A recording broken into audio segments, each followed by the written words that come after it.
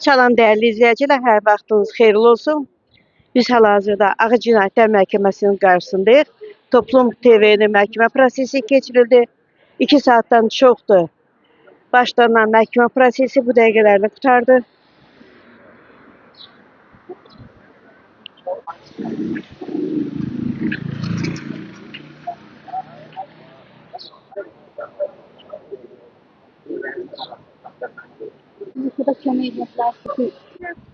Salam Rəsul bəy. Salam, Xeyirli olsun.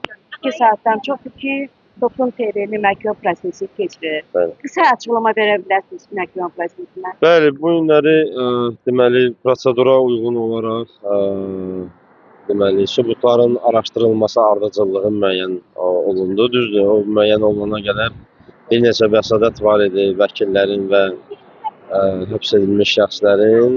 O vəsatətlər müzakirə olundu, bəziləri baxılmamış saxladı, bəziləri deməli təmin edilmədi. Xüsusən orada cinayət işinə xitamla bağlı deməli vəsatət var idi, eyni zamanda belə daha çox texniki xarakterli vəsatətlər var idi. Ondan sonra sübutların ardıcıllığı müəyyənləşdirildi. Yəni ilkin olaraq deməli təqsirləndirilən şəxslərin ifadəsi, sonra zərər çəkmiş şəxsin nümayəndəsinin ifadəsi, sonra şahid ifadələri və nəhayət sonunda da sənədlərin tədqiqi mərhələsi razılaşdırıldı, yəni proses iştirakçıları tərəfindən və o razılığa uyğun olaraq da təqsirləndirilən şəxslərə yəni hüquqları olduğuna görə onlara ifadə vermək təklif olundu və bugünkü iclasda Akif Qurbanov ifadə verməyə başladı. İfadəsini yekunlaşdırmadı və növbəti iclas Akif Qurbanovun ifadəsinin davam etməsi ilə olacaq. Bir həftədən sonra, növbəti həftənin 1-ci günü 7 iyul saat 10:00-a təyin olundu. 9 nəfər Toplum TV'nin əməkdaşları həbsdədir hal-hazırda. 8-i həbsdədir, biri Elmira Abbasov azadlıqdadır. Azadlıqdadır. Eyni maddə ilə, 5 maddə ilə, 6 maddə ilə. 6 maddə ilə. Nə deyə bilərsiniz bu haqda? Hamısı eyni maddə ilə cəzalandırılır. Yəni bəli, rəsmi ittiham belədir. Yəni hər bir mütəşəkkil dəstə ümumiyyətlə yəni bu verilmiş ittihamlar mütəşəkkil dəstə tərəfindən törədilmə ittihamı ilə verilir.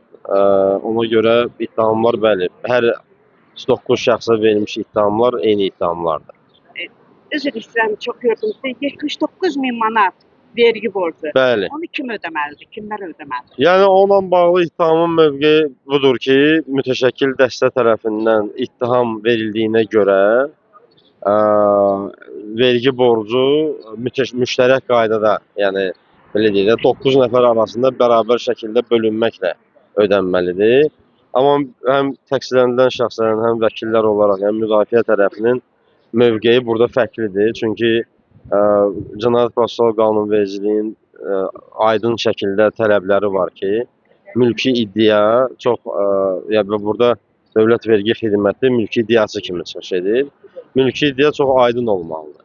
Yəni konkret olaraq zərər nədən ibarətdir, zərəri hansı şəxslər vurub, zərərin özü miqdarı nə qədərdir. Yəni bunlar hamısı dəqiqliklə göstərilməlidir, amma bu işdə o dəqiqlik yoxdur. Və bununla bağlı indi biz öz mövqeyimizi bildirdik və yəqin ki, gedişatda bununla bağlı vəsatətimiz də olacaq. Təşəkkür edirəm. Çox sağ olun.